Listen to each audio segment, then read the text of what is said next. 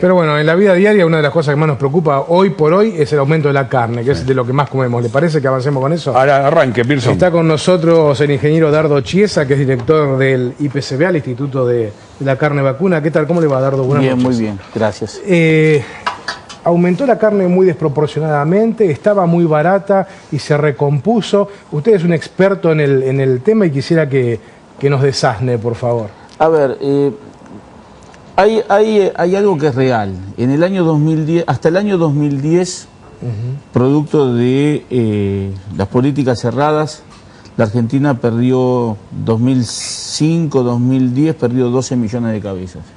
Vamos a, ingeniero, a recordar que quienes nos miran a nosotros por ahí no están tan al tanto. Bueno, política cerrada, decimos que no dejaban vender, ganado no dejaban afuera. vender, tergiversaron el mercado, tergiversaron la exportación, tergiversaron el mercado. Este tema de los cortes populares, donde las empresas tienen que vender a pérdida, la intervención del mercado, donde se puso que nadie puede pagar más de tanto, es decir...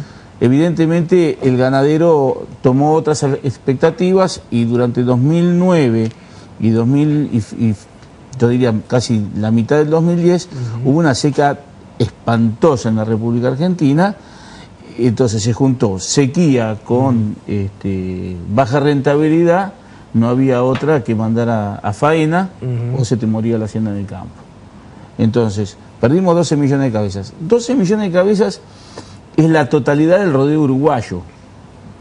Con 12 millones de cabezas, Uruguay come todo su pueblo y exporta hoy más que la Argentina. Esa es la magnitud del daño. Porque a veces uno dice 12 millones de cabezas, teníamos 60, bueno, perdimos 12. Entonces, Argentina quedó en el mercado cárnico con una escasez estructural, ¿sí?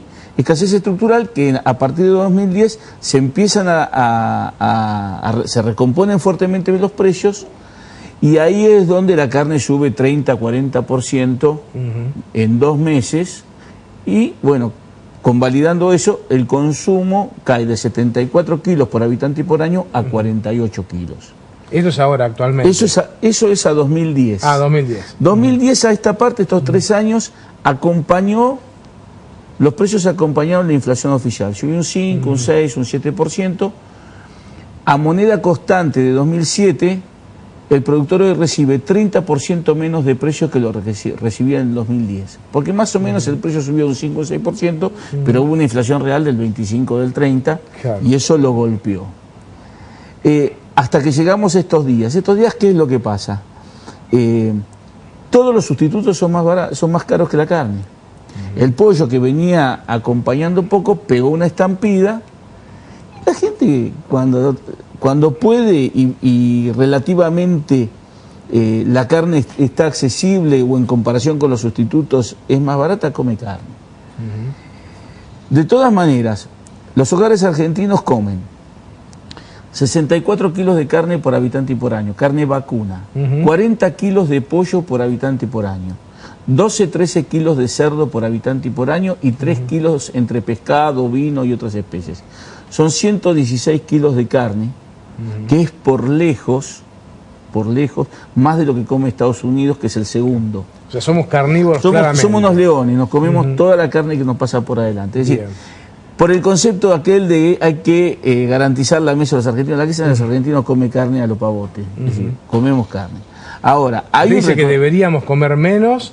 Bueno, lo que pasa es que hay que abastecer.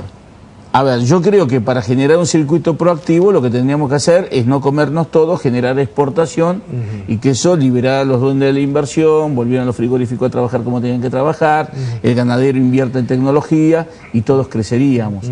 Argentina tiene un problema intrínseco, una barrera que no hemos podido superar, la barrera de las 3 millones de toneladas. Cuando Argentina produce 3 millones de toneladas, colisiona exportación con mercado interno. Nosotros tendríamos que ir a 4 millones y medio de toneladas, que es la situación que tienen los uruguayos, que producen mucho más de lo que se pueden comer. Entonces, si vos nosotros estamos en condiciones de hacer eso. Nosotros estamos en condiciones. No se hace porque no se puede vender afuera. No se hace porque no se puede vender afuera, no se hace porque hay falta de previsibilidad, no sabes qué va a pasar cuando tengas el novillo gordo. Claro. Bueno. Dardo, le voy a hacer unas preguntas que tienen que ver con el ser urbano, ¿no? De los que comemos carne, pero que no tenemos ni idea cómo llega esa carne a nuestra heladera. Yo me imagino, por ejemplo, un productor que tiene unos terneritos, los tiene ahí en el campo, comen pasto, crecen y llegado el momento los vendo al dinero que corresponda. ¿Es así o es algo más complejo criar un ternero para que después llegue, o un novillo para que llegue a nuestra mesa? No, es mucho más complejo, es mucho más complejo. Primero porque el pasto no nace solo. Ajá. Hay que sembrar, hay que generar forraje. Hoy no alcanza solamente con el forraje, hay que dar ración. Ración significa grano, ración significa tener un nutricionista que te equilibre ese racionamiento, significa manejar genética, significa manejar insumos, hay todo un plan sanitario, los campos pagan impuestos, hay generación de mano de obra, provisión de insumos y, valga la redundancia, tenemos una explotación a cielo abierto. A cielo abierto significa que te puede llover, claro, te puede tener seca, no te puede llover. Si yo quiero crear un ternero o un novillo para morfármelo yo después, ¿cuánto me sale criar ese novillo? Y hoy por kilo, con una base pastoril, estás en un costo de 8 pesos con 50 por kilo, más o menos. ¿Y en cuántos kilos corresponde venderlo? Bueno, hoy consumo interno está faenando en 300 kilos. Y, a ver, vos tenés un ternero que generalmente se desteta de la madre, se separa de la madre y empieza su proceso de engorde a los 150, 160 kilos. Tenés que meterle encima 150 kilos con una ganancia diaria promedio de 500, 600 gramos.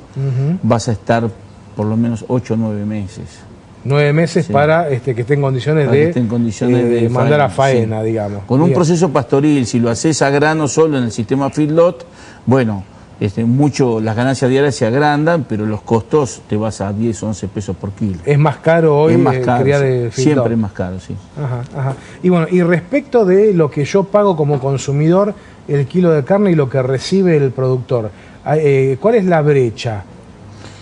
Bueno, es una buena pregunta. La brecha es grande porque nosotros hoy estamos recibiendo, ponerle 12, 13 pesos, pero nosotros vendemos un animal vivo. Sí. Ese animal vivo, el 55, 57% es carne.